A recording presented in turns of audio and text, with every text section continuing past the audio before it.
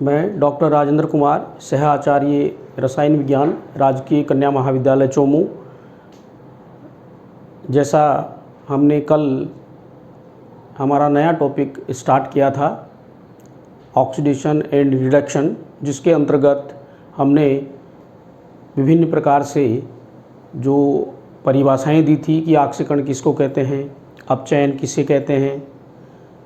उसके बाद में हमने उसके अंतर्गत डिस्कस किया था कि ऑक्सीडाइजिंग एजेंट क्या होते हैं, रिड्यूसिंग एजेंट किसे कहते हैं, उसके साथ ही रेडॉक्स रिएक्शन किसे कहते हैं, और उसके बाद में कि किसी भी अभिक्रिया को हम संतुलित कैसे करते हैं, दो अर्ध अभिक्रियाओं से एक संतुलित अभिक्रिया कैसे लिखते हैं।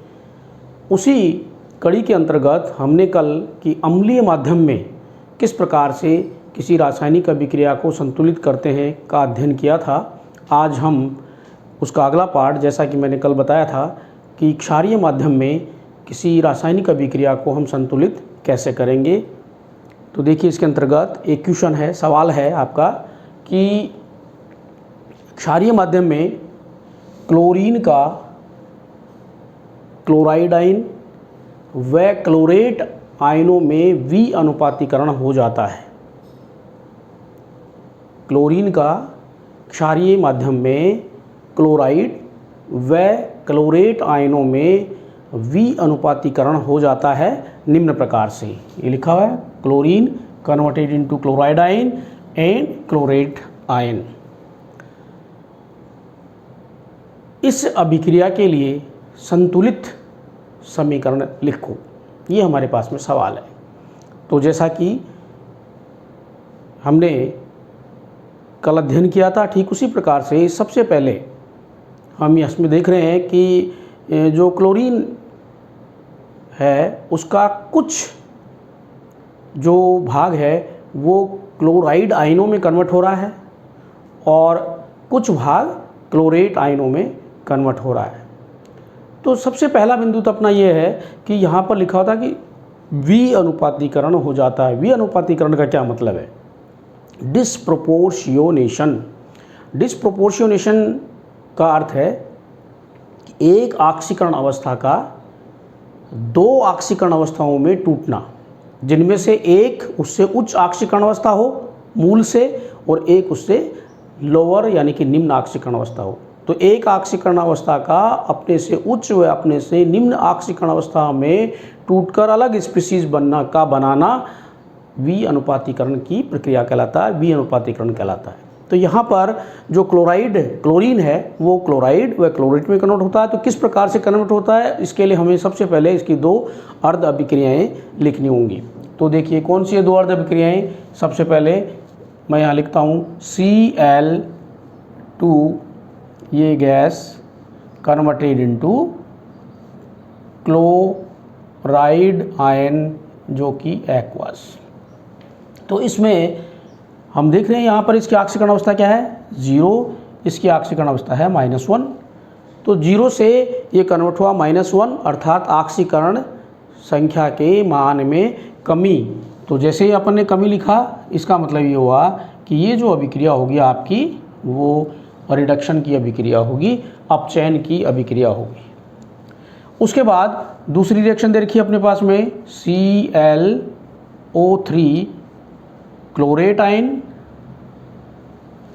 नहीं है इसमें, सॉरी, दूसरी जो रिएक्शन है उसमें ये क्लोरीन जो है वो क्लोरेट में कन्वर्ट हो रहा है। तो इसमें Cl2 gas converted into ClO3 minus aqueous, यानी कि ये कन्वर्ट हो रहा है आपका क्लोरेट में। तो क्लोरीन कन्वर्ट हो रहा है क्लोरेट में। तो यहाँ इसके लिए आपका क्या होगा, यहाँ पर फिर हम बात करें तो ये तो 0 है। इसका ऑक्सीकरण अंक अपन ने कल निकाला था कि क्लोरीन का ऑक्सीकरण अंक क्या होगा, बिल्कुल सिंपल 6 आपका हो गया। 6 में से एक ये यहाँ पर बचा हुआ है, इसका मतलब इसका ऑक्सीकरण अंक आ गया +5। तो 0 से कन्वर्ट हो रहा है +5 में ऑक्सीकरण संख्या का मान। तो ऑक्सीकरण संख्या के मान में वृद्धि का मतलब है कि इसका ऑक्सीकरण हो रहा है अभिक्रिया के अंतर्गत, तो इसको हम कहेंगे ऑक्सीडेशन। तो ये हो गया ऑक्सीडेशन की रिएक्शन। दो रिएक्शन हो गई आपकी, एक होगी रिडक्शन की, एक हो गई आपकी ऑक्सीडेशन की। अब हमें इनको 1 बाय 1 करके बैलेंस करना है, संतुलित करना है। तो देखिए सबसे पहले नंबर 1, ये जो रिएक्शन है रिडक्शन की, इसको हम बिल्कुल सिंपल है, इसको मैं संतुलित करता हूँ। तो क्या है इसमें, केवल स्लाइटली थोड़ा सा मॉडिफिकेशन है। वो ये है कि पहला तो हम क्या करते हैं, परमाणु को बैलेंस करते हैं। तो परमाणु को बैलेंस करने के लिए यहाँ पर है Cl2 और इधर क्या दे रखा है, इधर दे रखा है केवल Cl1। तो इसको मैं 2 से मल्टीप्लाई कर दूँ तो ये हो गया पहली चीज़ कि इसको हमने बैलेंस कर दिया। परमाणु जो है उसको हमने बैलेंस कर दिया। और बैलेंस करने के लिए रिडक्शन की अभिक्रिया कब होगी, जब इसके अंतर्गत यहाँ मैं इसको थोड़ा सा इसी में चेंज कर रहा हूँ, यानी कि +2 इलेक्ट्रॉन। 2 इलेक्ट्रॉन एक्सेप्ट करने के बाद में ये जो क्लोरीन गैस है, क्लोरीन यहाँ से कन्वर्ट हो रही है क्लोराइड आयनों के अंतर्गत। ठीक है, उसके बाद में हम ये बैलेंस हो गया आपका समीकरण पहला रिडक्शन का। अब दूसरे में चलिए, यहाँ पर बिल्कुल सिंपल, सबसे पहला बिंदु क्या होगा हमारा कि ये ऑक्सीडेशन की अभिक्रिया है। तो यहाँ से कि ये 2 हैं और इधर केवल 1 है। तो पहला टारगेट तो हमारा ये था कि इसको हम यहाँ 2 कर दें। तो 2 करते ही दोनों तरफ में Cl2 उधर 2Cl बराबर हो गए। अब हमारे पास में जो अगला बिंदु है, मैं थोड़ा सा इसमें स्पेस बना के आगे लिखूँगा, इसको थोड़ा इधर शिफ्ट कर रहा हूँ। देखिए कि ये था अपने पास में Cl2 गैस, ये कन्वर्ट हो गया आपका इस प्रकार से। तो ये 2 आपके बैलेंस हो गए। बैलेंस करने के बाद में हमें क्या करना है, इसमें देखिए कि दूसरा परमाणु क्या बचा हुआ है, इसके दूसरी साइड में यहाँ O3 बचा हुआ है।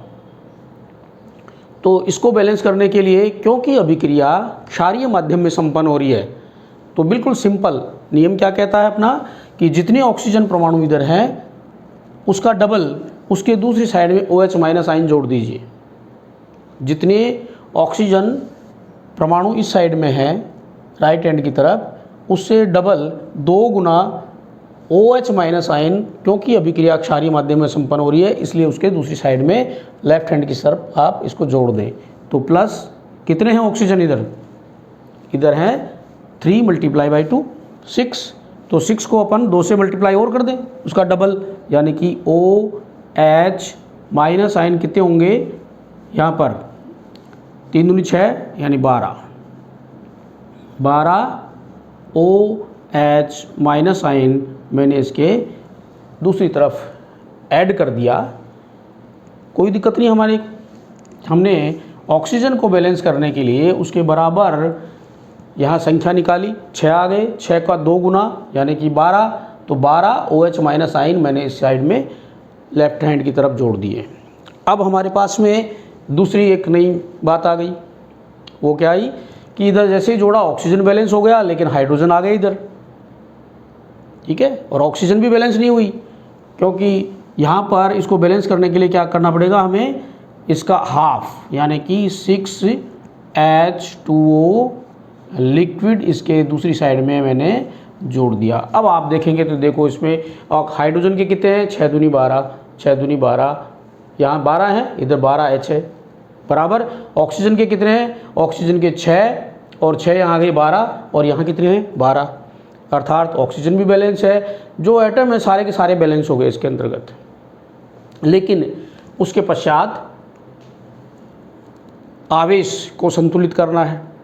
आवेश को संतुलित करने के लिए क्या करेंगे अपन, आवेश को संतुलित करने के लिए इधर हमें इसकी कैलकुलेशन करी, देखिए कितना हो गया कि यहाँ पर अपने पास में ये जो 2Cl जो माइनस बचा हुआ है, इसको देखिए आप यहाँ पर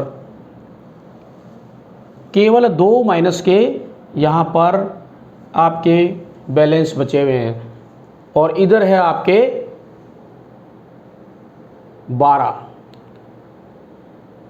तो कितने इसका बराबर कैसे होगा, ये कितने इलेक्ट्रॉन इसमें से निकलने चाहिए, ये हमें इसमें से देखना है। क्योंकि अभिक्रिया क्या है, ये अभिक्रिया है आपकी ऑक्सीकरण की, अर्थात इलेक्ट्रॉन इसमें से निकलने चाहिए।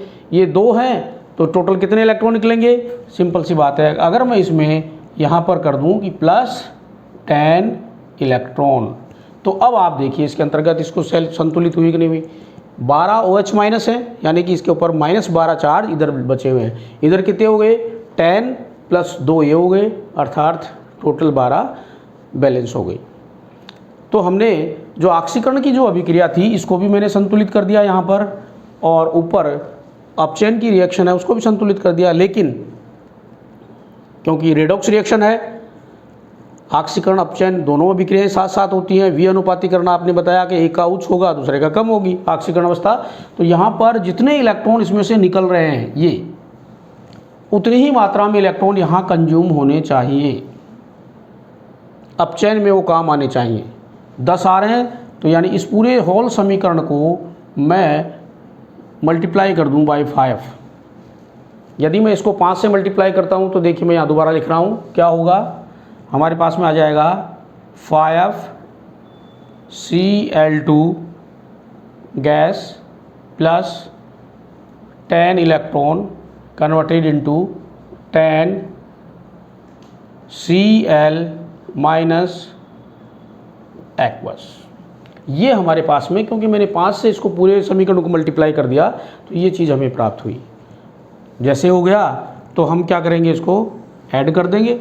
एक जो रिएक्शन है ऑक्सीकरण की अपचयन की, दोनों को जोड़ा तो इसमें से इलेक्ट्रॉन कैंसिल कर दिए अपन ने, 10 इलेक्ट्रॉन। तो क्या आ गया मान, अब देखिए आप यहाँ पर, तो ये हो गया 6Cl2 गैस प्लस, और दूसरी चीज़ इसमें बची है 12OH माइनस आइन कन्वर्टेड इनटू,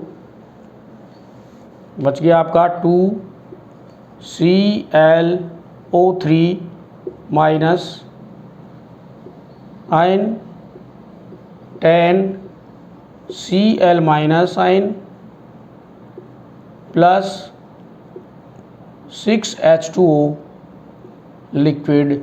ये हमारे पास में इसका संतुलित समीकरण प्राप्त हुआ। इसके बाद में हम एक चीज़ इसमें और कर सकते हैं, वो क्या है कि इसमें ऐसी कोई भी संख्या जो कॉमन हो पूरे समीकरण में से उसको बाहर निकाल सकते हैं। तो इसमें से 2 निकाला जा सकता है, तो मैं इसमें से 2 बाहर निकालूंगा तो क्या हो जाएगा, यहाँ पर इसके स्थान पर आ जाएगा 3, इसके स्थान पर 6, इसमें ये कैंसिल, इसके स्थान पर 5, इसके स्थान पर 3। तो जो बैलेंस्ड इक्वेशन आई हमारे पास में संतुलित समीकरण, वो क्या होगी, यहाँ पर देखिए जब हमने इसमें से एक कॉमन निकाल दिया तो ये हो गया 3Cl2 gas 6OH minus ion converted into ClO3 minus chlorate ion plus 5 chloride ion plus 3H2O liquid. तो इस प्रकार से जो क्लोरीन है वो विअनुपातीकरण की प्रक्रिया के द्वारा क्लोराइड आयन व क्लोरेट आयनों में बदल जाती है। तो ये हमारे पास में इसका बैलेंस समीकरण प्राप्त होगा। इसके बाद हमारा अगला जो बिंदु है वो है half reaction electrode potential. Half reaction अर्ध अभिक्रिया व उसका अपचयन विभव। बिल्कुल सिंपल सी बात है इसके अंतर्गत भी कि हम किसी भी अर्ध अभिक्रिया के E0 का मान निकाल सकते हैं। उसके अर्ध अभिक्रिया जो ऑक्सीकरण व अपचयन की अभिक्रिया होती हैं उनका विशेष इलेक्ट्रोड पोटेंशियल होता है। तो जनरली ये हम अपचयन विभव के मान के आधार पर लिखते हैं और इस किसी भी अर्ध अभिक्रिया के अपचयन विभव का मान हम हाइड्रोजन इलेक्ट्रोड के सापेक्ष निकालते हैं। चूँकि हाइड्रोजन जो इलेक्ट्रोड है उसका 1m 1 मोल जो सांद्रता है पर लीटर सांद्रण व इसके जो टेम्परेचर है आपका वो 1 m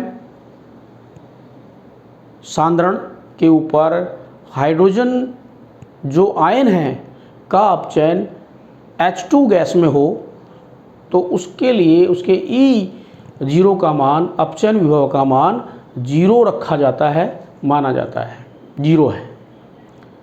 तो इसके सापेक्ष हम किसी भी अर्ध अभिक्रिया के E0 का मान हम निकालेंगे तो हम में जो मान प्राप्त होगा वो किसका मान प्राप्त होगा उस अर्ध अभिक्रिया के E0 का मान हमें प्राप्त होगा, उसके अपचयन विभव का मान प्राप्त होगा। जैसे कल हमने एक अभिक्रिया लिखी थी, देखिए क्या थी अभिक्रिया हमारी कि कॉपर जो था उसकी अपन ने रिएक्शन कराई थी सॉलिड। इस प्रकार से रिएक्शन अपनी क्या थी, copper solid plus Ag plus ion converted into copper plus 2 ion and दूसरा था आपका प्लस 2 Ag सॉलिड। ये रिएक्शन आपकी यहाँ पर हमने लिखी थी। तो इसकी दो अर्ध अभिक्रियाएं हम बना सकते हैं जैसा कि कल अपन ने पढ़ा था। तो पहला तो क्या था अपना अर्ध अभिक्रिया इस प्रकार से, copper solid converted into copper plus 2 ion. कब होगा, जब 2 इलेक्ट्रॉन इसमें से निकलेंगे, अर्थात जो रिएक्शन है वो है हमारी ऑक्सीडेशन की रिएक्शन। दूसरा है आपका कि सिल्वर, तो इसमें रिएक्शन दे रखी है Ag प्लस आयन, ये aqueous converted into 2 Ag solid.